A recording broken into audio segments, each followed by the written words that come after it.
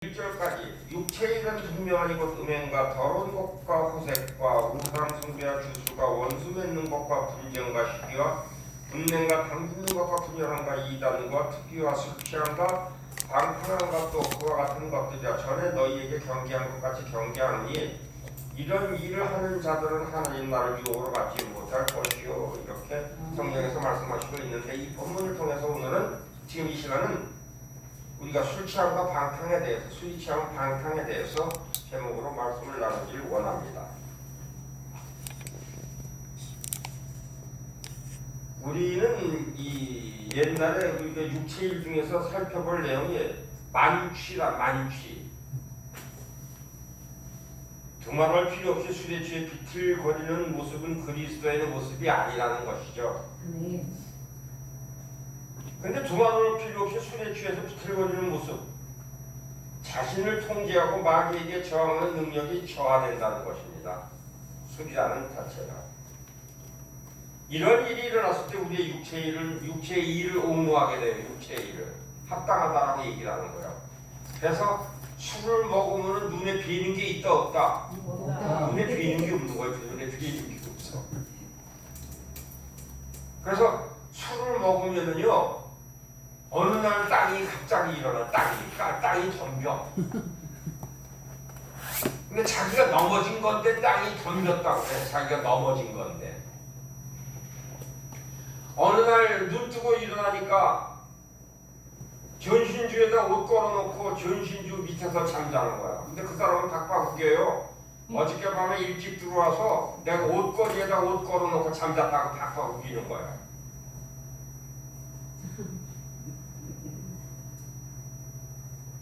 마귀는 우리를 그의 악한 일을 하도록, 그래서 술 취한 사람을 이용하게 된다는 것입니다.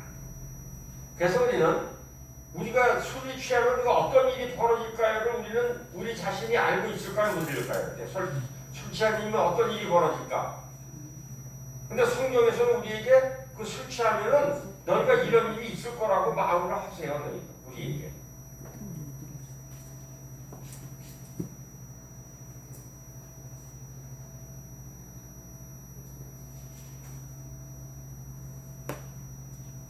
잠언 23장 29절 30절 32절 보면은 재앙이 네게 있느뇨, 근심이 네게 있느뇨, 분쟁이 네게 있느뇨, 원망이 네게 있느뇨, 까닭없는 상처가 네게 있느뇨, 붉은 눈이 네게 있느뇨, 술에 잠긴 자에게 있고 혼합한 술을 구하러 다니는 자에게 있느니라.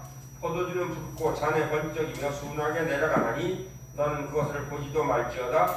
그것이 마침 뱀같이 물 것이요 독사같이 쏠 것이며 내 눈에는 괴이한 것이 보일 것이요 내 마음은 구부러진 말을 할 것이며 너는 바다 가운데 누운 자 같을 것이요 돛대 위에 누운 자 같을 것이며 내가 스스로 말하기를 사람이 나를 때려도 나는 아프지 아니하고 나를 상하게 하여도 내게 감각이 없도다.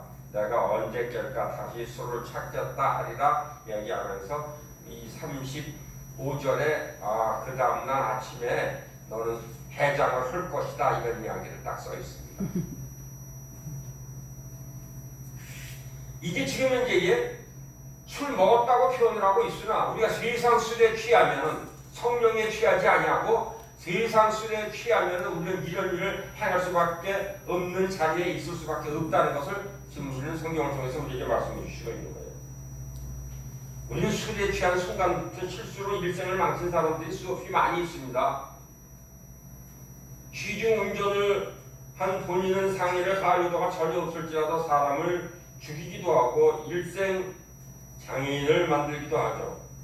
피해자 중에는 무고한 아이들도 있고 술에 취해 운전하는 사람은 자신이 술이 취하도록 내버려둔 어리석은 자신의 과실로 인해서 자신의 삶을 황폐하기도 하지만 많은 사람의 삶을 피폐하게 만들기도 한다는 것을 성경에서는 분명히 우리에게 말씀해 주시고 있는 것이에요. 네가 괴이한 것을 본다. 괴이한 것을. 취중의 한 행동이나 말로 인해서 여생을 후회하고 사는 사람들도 있습니다. 그들은 술에 취한 상태에서 자신이 제대로 통제할 수 없었다는 것을 스스로 잘 알고 있으면서 그 일을 자꾸 행하게 돼. 뱀같이 물 것이다, 쏠 것이다. 결론적으로 너는 못 끊고 그에게 그냥 물림받아서 너는 중독자로 살 수밖에 없다는 것을 성경에서는 밝히고 있어요. 술을 마시면 마실수록 통제가 안 된다라고 우리가 흔히 세상에서 뭐라고 얘기해요. 맨 처음엔 술을 사람이 마시고 그 다음엔 술이 술을 마시고 그 다음은 술이 사람을 네, 술이 사람을 마셔.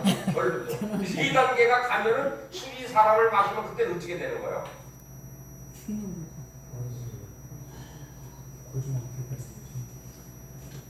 그래서 통제가 안 되는 상태, 긍정적인 일은 절대 발생하지 않아요. 완전 부정된 일만 발생해. 부정적인 것.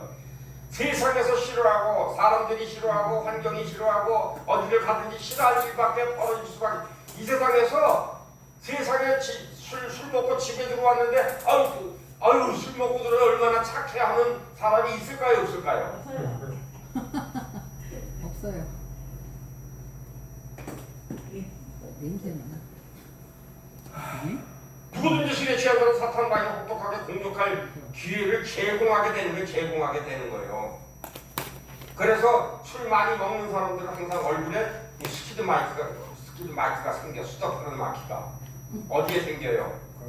얼굴에 코. 넘어지면서 그걸로 브레이크를 걸어가지고서는 근데 그게 오래 간다? 아주 오래 가요. 몇 년.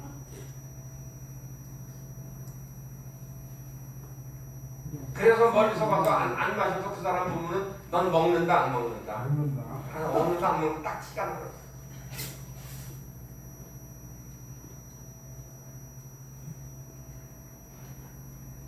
우리는 상대방이 누가 봤을 때에 잘 친하게 지내던 사람이 술 먹고 나면은 그 다음에 존경심이 생길까요 안 생길까요? 존경심이 이래도 안 생깁니다. 이래도 취하는 걸 다 봤기 때문에.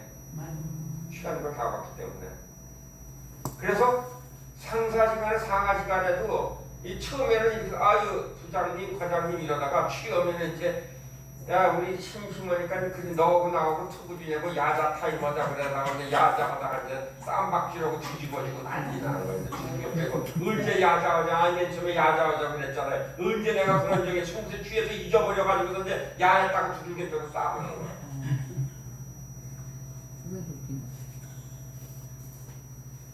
제가 이런 얘기하니까는 저 목사는 목사가 되는데 술 얘기하는 거 보니까 경험자 같다 이런 얘기가 할 수가 있어요. 근데 경험자예요 제가.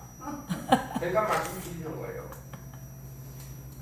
왜냐하면 제가 지금 이제 이렇게 이 화면으로 대하는 분도 있는데 나를 예전에 보시던 어렸을 때 보시는 분이 이렇게 보면 어머 저게 사람이 돼가지고 이제 목사가 됐네 이러신 분이 있어서 내가 미리 말씀드리는 거고요.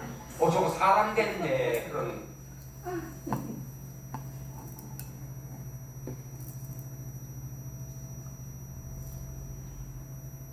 많은 진지한 관계가 술 관계에서 속없이 깨지는 부분이 너무나 많이 있습니다.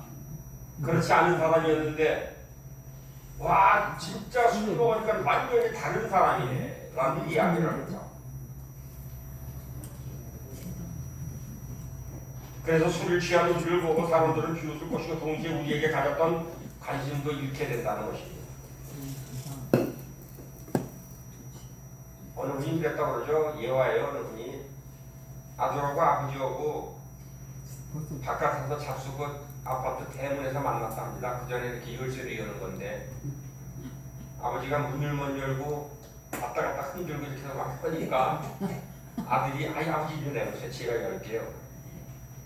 열어서 못 열으니까 너희 술 먹고 이렇게 된 건 유산으로 이 집 밖에 흘렀다 그랬더니 아들놈이 흔드는 소리가 아이고 아버지 이 흔들흔들하는 집을 누가 가져요? 나 안 가져요.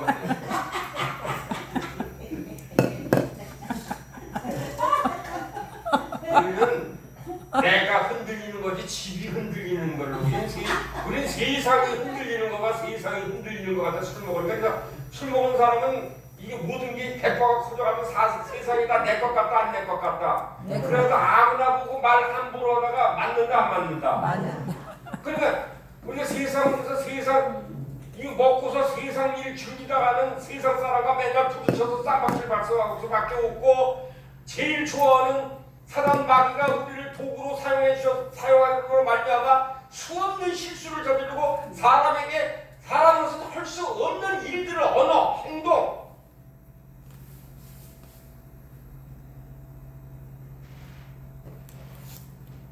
그 다음에 온 동네 돌아다니면서 비둘기 박주로 댕겨요. 비둘기 박주로. 비둘기 박쥐 본 사람은 알아요. 웃는 분들은 비둘기 박쥐 본 거야.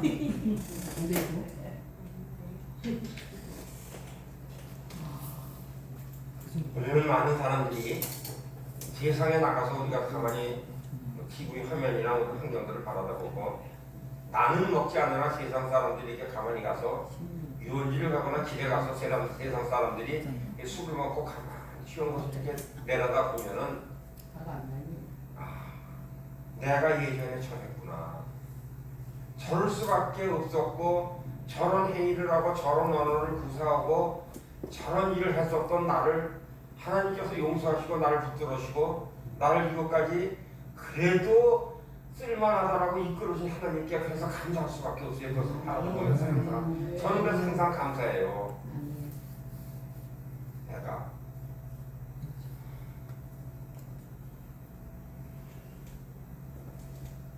술 마시는 사람은 일단은 믿을 만한 사람이 못 된다라고 판단해도 지나치지 않는다는 것입니다. 술 먹은 사람 치고 회사에 일찍 나가서 있는 사람 드물어요. 제가 판단하기 그렇습니다. 그래서 숙취로 그 다음날 출근 못하면 누구 시켜? 전화. 부인. 부장님을 데치고 다녀요. 누구한테 얘기해? 그러니까 같이 이제 하나 동조자를 만드는 거야. 동조자. 그것이 그때는 합리화된 것 같고 그것이 맞는 것 같고 임시 방편으로 살아간 것 같지만은 그것이 나중에 지금까지 해서 회상을 해서 돌아다 볼 때에 나만 죄진 것을 괜찮은데 사랑하는 옆에 있는 사람까지 것을 같이 동조해서 죄를 짓고 나서 지금도 한 번도 잘못했습니다. 미안합니다. 이런 이야기 한 번도 하지 않고 그냥 지내는 사람이 그래서 나중에 나이 먹으면 항상 이제 아내가 무슨 소리 하는 줄 아세요? 술 끊고 다 깨끗이 끼려고 그리스도인 됐는데 나중에 무슨 소리 하냐면 당신은 나한테 해준 거 하나도 없지 않아도 그 이유를 몰라. 왜? 나 해주고 다 해준 것 같은데 해준 게 하나도 없다는 얘기 그거라는 거야. 내가 선택하고 당신과 동조해서 내가 그럴 수 있는 아닌 상황에서 그 거짓말을 시켜서 내가 당신과 동조했다는 것이 창피하다는 그 소망이 있는 거야. 이 안에는 아내 속에는. 근데 그것을 한 번이라도 우리가 지나간 일이고 그냥 술 먹었을 일이다 이런 일이라고 생각을 해서 한 번이라도 잘못했고 미안하다라고 무릎 꿇고 우리가 용서를 구해본 적이 있느냐라는 말씀을 드리고 싶은 거예요. 우리는 사랑하는 아내들이요 큰 것 가지고 우리를 못 살게 굴지 않아요. 작은 것 하나 가지고 그 여자 대우하는 것, 엄마 대우하는 것, 아내 대우 안 하는 것 여기에 대해서 화가 나는 것이지 돈 주고 안 주고 화가 나는 것이 아니에요. 근데 우리는 그때에 핑계대는 거야. 그때 그걸 먹고 잘못했기 때문에 기억이 안 난다. 기억 안 난다는 소리 잘해요. 기억 안 난다. 대부분 성도들이 술 취하지 말라는 것은 포도주나 알코올을 들어있는 것을 절대 만지지도 말아야 한다라고 해석을 합니다.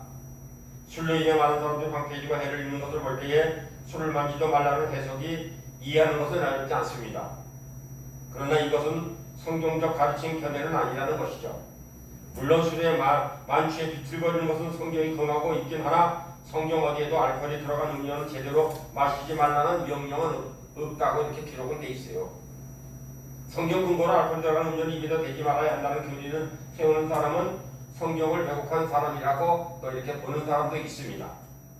일단 하나님이 말씀이 왜곡된 그 틈을 타서 사탄이 침입한다는 것을 우리 기억해야 된다는 것이죠. 그 대표적인 예가 바로 아담과 하와의 경우입니다. 하나님은 아담과 하와에게 선악을 알게 하는 나무 열매를 맺지 말라고 명령하셨습니다. 그러나 사단에게 질문을 받았을 때 하와는 먹지 말라고 말에 만지지도 말라는 말을 덧붙이고 창세기 3장 5절에서 기록하고 있습니다. 하나님께서 만지지 말라 언급한 적이 없습니다. 이러한 방법 하나님이 말씀하신 것을 자신의 생각에 덧붙인 하와의 행위로 하나님의 말씀에 대한 불신이 바로 불신이 드러나니까 사탄이 그것을 이용하게 된다는 것이죠. 우리는 말 언어 속에서요, 우리가 하나님께 성경에 들어있지 아니한 말을 왜곡해서 전하면은 그것이 성경적인 것을 전하지 아니하면은 사탄은 바로 불타고 들어온다는 것을 기억하시길 바랍니다. 성경은 절대 왜곡해서는 안 돼요. 그러니까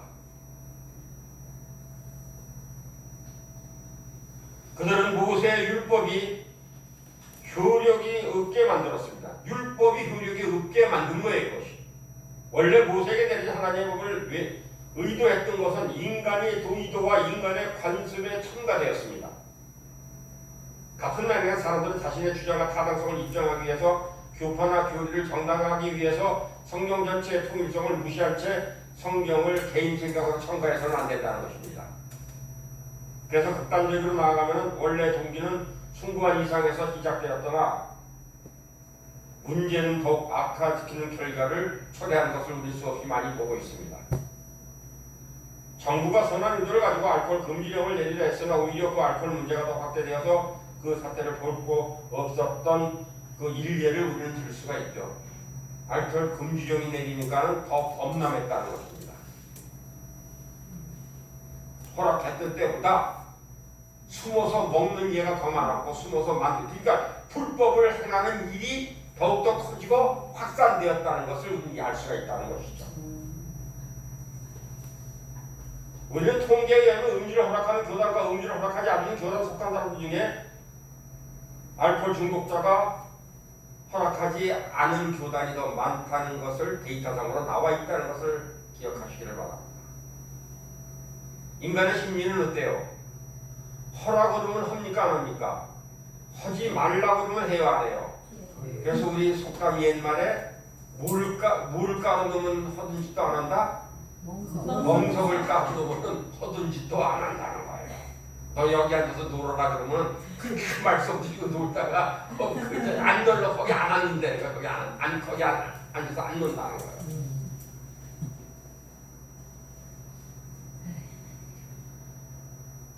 금주란 여러 사람들이 발생하는 것을 연구조사 발표되었는데 식후에 마시는 포도주 한 잔은 소화를 촉진시키고 순환기의 기능을 원활하게 하는 것으로 알려져 있습니다.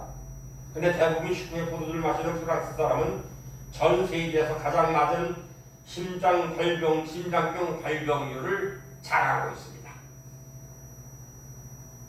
사도 바울이 디모데에게 위장병 치유를 위해 포도를 조금씩 쓰라고 권유했을 때에 그와 같은 의학적 상식을 가지고 있었던 것이 아닌가라고 우리는 유추해 볼 수 있습니다. 디모데전서 5장 23절에서 얘기하죠. 이거 그렇게 고생할 것이 아니라 약으로 포도를 조금 쓰라라고 이야기합니다. 영국 결과에 따르면 유대인처럼 사회적으로 술을 허용하는 민족들에게는 알코올 중독의 발병률이 저조하다는 것입니다. 지난 수년 동안 유럽을 왕래하면서 술이 취해 비틀거리는 사람들을 별로 만나보지 못했다는 것이 프랑스를 갔다 왔던 사람들의 이야기입니다. 식사 때마다 포도주를 마시는 프랑스인들은 술에 만취해 다니는 사람들을 눈치를 찌푸린다는 것이에요. 거기는 다 곁들여서 음식으로 먹는 것이지 취하기 위해서 먹지 않는다는 것입니다. 그들은 식사 이외에 거의 술을 마시지 않는다는 것입니다. 물론 기독교 교리를 통계나 연구요로에 기초해서 세우기를 원치 않습니다. 그러나 얘가 얘기하는 요점은 성경이 가르치는 진리와 과학적인 연구들이 서로 맞아 떨어진다는 것을 지금 말씀드리고 있는 것입니다. 또 나의 의도 중에 율법주의 인생을 바로잡는 길도 잊지 못한다는 것을 증명하고자 하는 한편의 방편이기도 합니다. 율법주의가 인생을 바른 길로 인도하지 못한다는 것을 증명할 수 있다는 것이죠. 율법주의에 방탕한 생활하는 사람들을 묶어놓으려고 인간이 만들어 놓았던 것이었습니다. 그러나 율법주의는 성경의 인간적인 의견이나 편견을 섞여 들어가면서 형성이 되었다는 것을 우리는 기억을 해야 되죠. 그렇기 때문에 율법주의자인 바리새인들은 하나님의 말씀 그 자체이신 예수님이 이 땅에 오셨을 때에 그분을 알아보지 못했다라고 성경에서는 분명히 기록하고 있습니다. 과도하게 술을 마심으로 문제가 있는 사람이라면 절대 술을 입에 대지 말아야 할 것입니다. 알코올 중독의 증세를 보이는 사람들 앞에서는 절대 술을 마시지 말아야 된다는 것을 우리는 유념해야 된다는 것이죠. 그들 앞에 기업거리를 놓는 격이 되겠다는 것이죠. 이것이 사랑의 명령이자 다른 사람에게 강요할 수 있는 것은 아니고, 특히 이것은 성경적 가르침을 적용하자 하면 그것은 성경에 결코 발견되지 못하는 것을 성경에서 덧붙인다는 것이죠. 예수님 자신은 포도주를 마셨을 뿐 아니라 많은 양의 포도주를 기적적으로 만들기도 하셨다라고 성경에는 기록하고 있습니다. 술을 마시는 것에 대한 편견으로 이것을 이해하지 못하는 사람들은 예수님이 포도주가 아닌 포도주를 마셨었고 가나 혼인잔치에도 포도주를 만들었을 것이라고 주장을 하는 자도 있습니다. 그러나 그런 주장은 억지이고 성경을 왜곡하는 것입니다. 헬라어 원문을 보면은 발효된 포도라는 의미를 가진 포도로 만든 술입에 틀림없이 기록되어 있습니다. 마음이 신실하고 하나님 말씀을 있는 그대로 받아들인 성도라면 예수님께서 오로지 포도주를 만들다고 주장할 것이 아닐 것이고, 예수님이 포도주를 마셨다면 술을 즐기는 자 혹은 술 주정권이라고 왜 비난을 받으셨을까를 우리는 한번 다시 기억해 봐야 된다는 것입니다. 이런 어리석은 사람들로 하여금 성경에는 모순된 것이 많다라고 생각을 하게 만들게 됐습니다. 모순은 성경에 있는 것이 아니라 사실상 자신들이 가지고 있는 편견인 그 교리로서 하나님의 말씀을 덧붙이는 사람들이 있다는 것이죠. 주님은 판단의 영역이 있을 정도로 과하게 술을 마신 적이 결코 없으셨다는 것을 우리는 정확히 알아야 된다는 것이죠. 성령의 인도함을 받는 사람들도 그래야만 한다는 것을 기억하는 오늘 이 저녁이 되기를 부탁드리겠습니다. 아멘. 반면에 세례하는 술을 전혀 입을 내지 않았습니다. 그러자 사람들은 그를 기인이라고 생각을 했죠. 그러나 예수님은 오셔서 술을 드셨습니다. 예수님이 술에 과하게 마신 적이 전혀 없었음에도 불구하고 사람들은 예수님이 술 취했다고 비난을 한 것이 성경에서는 찾아볼 수가 있죠. 사람들은 당신이 어떤 편을 들든 상관없이 비난하고 오해할 것입니다. 예수님과 요한이 그의 삶을 통해서 보여준 것처럼 그리스도의 사이에서 서로 비난하고 오해함 없이 두 상에 대해서 이해하고 받아들일 수 있는 여유를 가지는 귀한 여러분의 하나가 되기를 주님으로 부탁드리기 위해서 이 저녁에 말씀을 드리는 겁니다. 아멘. 한 가지 확실한 것은 당신이 취해 있을 때에 마귀가 그렇게 할 수 있는 한 당신을 다른 사람에 대적하기 위해서 그것을 이용한다는 것을 기억하는 이 시간이 되기를 부탁을 드리겠습니다. 과도하게 마시면은 마귀는 합법적으로 들어와서 우리를 이용한다는 것을 말씀드리는 겁니다. 한 번의 실수가 여러분 생애에 엄청난 값을 치르게 할 수 있다는 것, 그것은 그럴 만한 가치가 없습니다. 왜? 사랑하는 여러분, 사탄으로 하여금 공격받을 기회를 만들어 주지 않는 사람인 것을 기억하고 감사하는 그런 여러분의 내가 되기를 부탁을 드리겠습니다. 성령님과 친밀하게 유지할 수 있는 기회가 그렇게 되면 자꾸 박탈된다는 것을 마음속에 품은 귀한 여러분의 내가 되기를 주님으로 부탁을 드리겠습니다. 그러니까 지금 현재 우리가 집안에 그런 사람이 있다면은 여보, 성령님이 오시는 길을 막고 성령님과 교제하는 시간이 좁아지기 때문에 이야기하는 거야.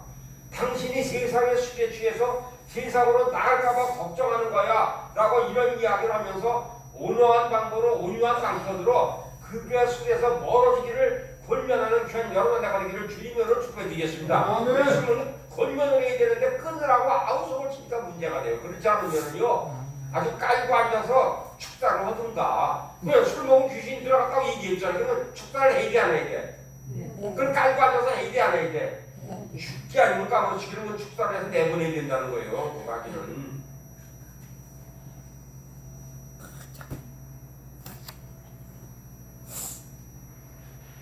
우리 지금 여기 기억하시는 분 있어요?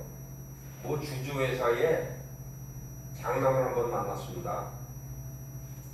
술 안 먹는데요. 근데 그분이 들어오면서 그분은 2박 3일 동안 술 냄새가 나는 거예요. 그분만 들어오기만 하면 술 냄새가 나요.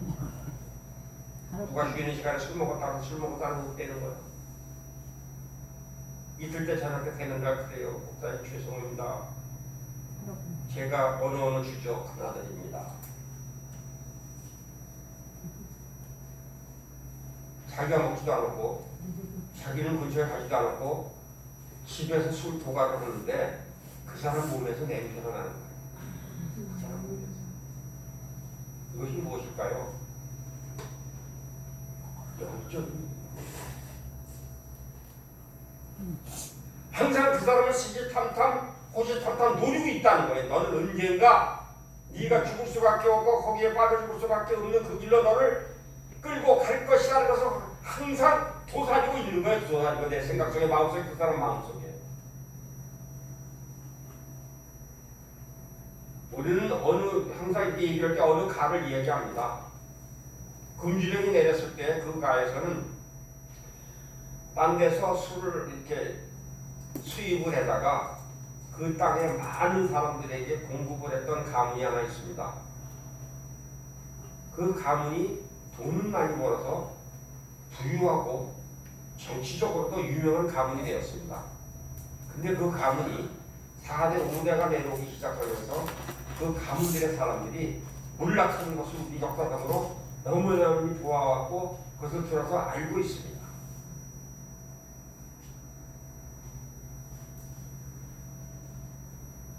본문에 우리는 사도 바울이 이런 이야기를 합니다. 술에 취하지 마십시오. 거기에는 방탕이 있습니다. 성령 충만함을 받으십시오라고 에베소서 5장 18절에서 말씀하시고 있습니다. 우리는 술을 먹는 것이 뭐냐? 흥청거리고 노는 것입니다. 흥청거리고 노는 것이다. 농담하고 놀러다니는 것 이상한 것을 의미하죠. 떠들썩하고 돌아다니는 어리석음이라는 것입니다. 유기의 상품을 늘 자기 본이 주고 자기 모든 관심 대상을 되기를 바라기 때문에 이 악덕은 주의를 끌고 자신에게 관심을 몰리게 하기 위해서 모든 발상에서 술 취함을 해서 농담을 하는 것을 의미한다고 이야기합니다.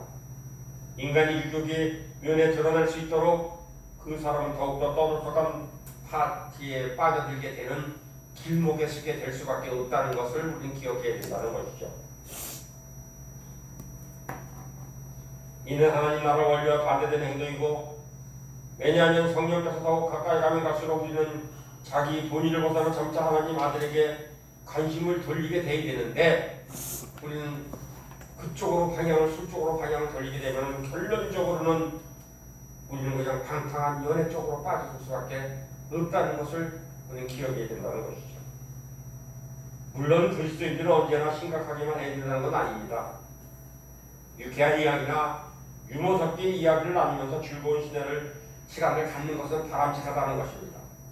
그래서 항상 우리는 도에서 벗어나는 그러한 농담을 그런 사담을 하지 않는 그런 공동체를 만들기를 힘쓰고 애쓰는 귀한 여러분들가 되기를 부탁을 드리겠습니다. 그것이 술 취함의 방종의 일정이고 방탕의 일종의 영으로 빠져 들어갈 수밖에 없는 길목에 빠진다는 것입니다.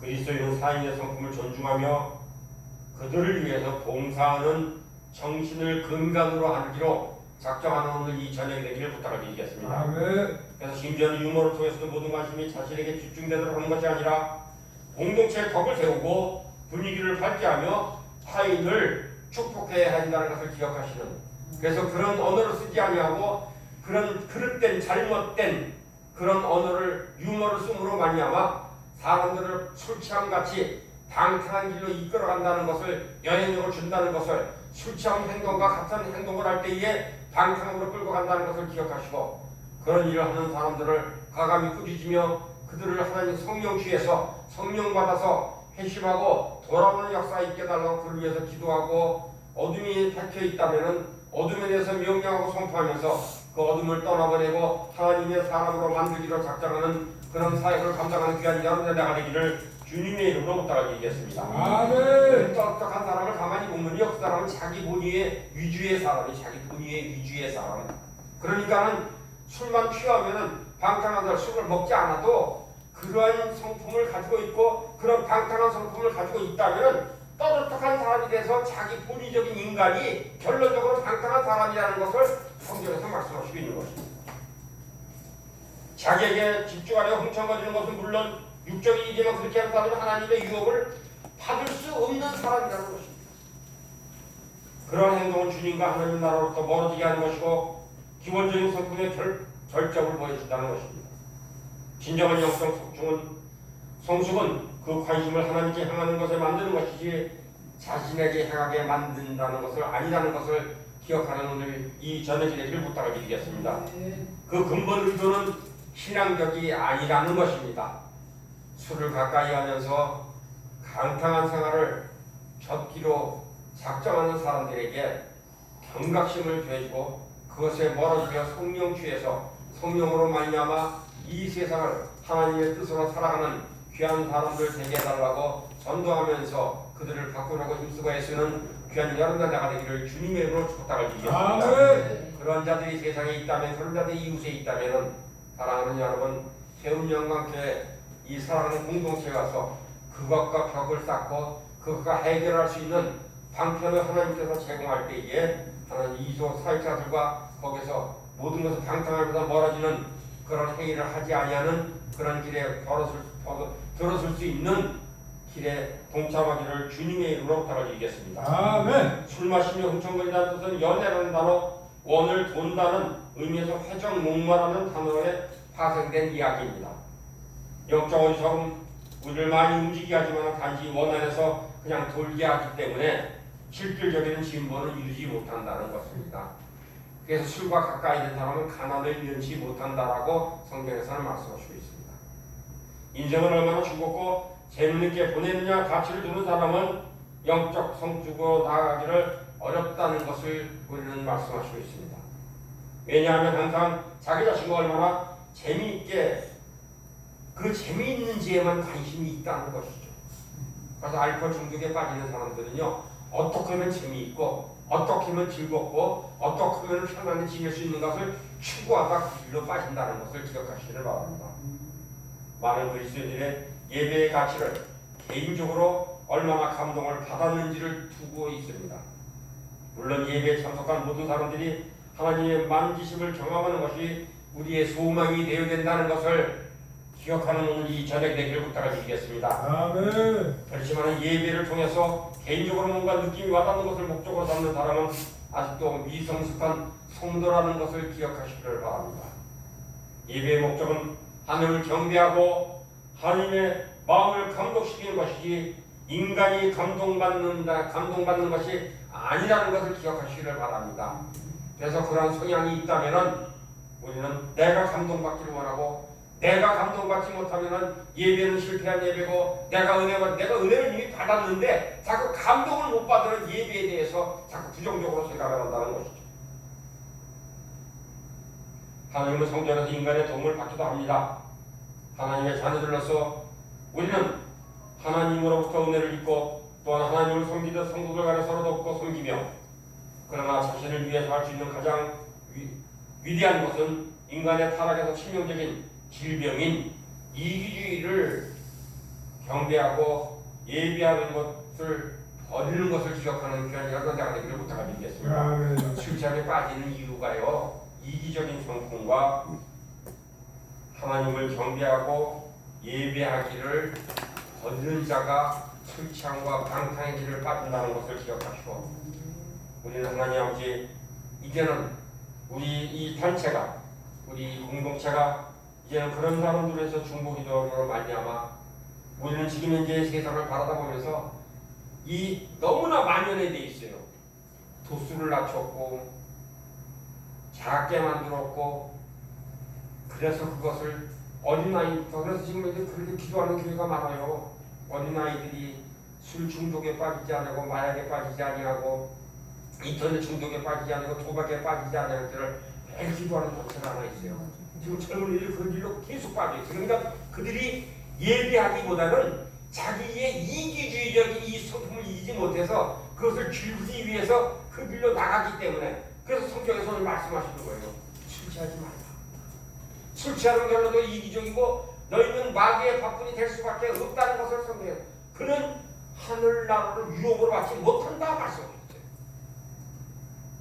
우리는 하나님께서 성숙한 섬김을 위해서 여러분들과 나의 삶 가운데에 우리를 개입하시고 붙들으시는 하나님께 감사하며 술 취함에 방종에 빠지지 않기를 우리 기도의 제목으로 삼으시고 나라와 민족 속에 술 취함 방지 그 방탕함이 떠나는 역사에 있게 하시고 그것으로 인해서 본인만 아니라 타인까지도 자기의 삶을 망가뜨린다는 이 죄악이라는 것을 깨닫게 하여 주시옵소서라고 기도하면서 방탕함에 빠지지 않도록 우리가 방패 역할을 할 수 있는 귀한 기도의 중심이 되는 그런 기도자가 되기를 작정하는 귀한 연합대가 되기를 주님의 이름으로 축복해 드리겠습니다. 그러므로 우리가 함께하는 술탕 방탕함이 하나님께 영광되지 못한다는 것을 기억하게 하심을 감사하고 영광 돌리는 자리에 세워주시는 인도함에 감사하는 오늘 이 저녁이 되기를 부탁드리겠습니다. 아멘.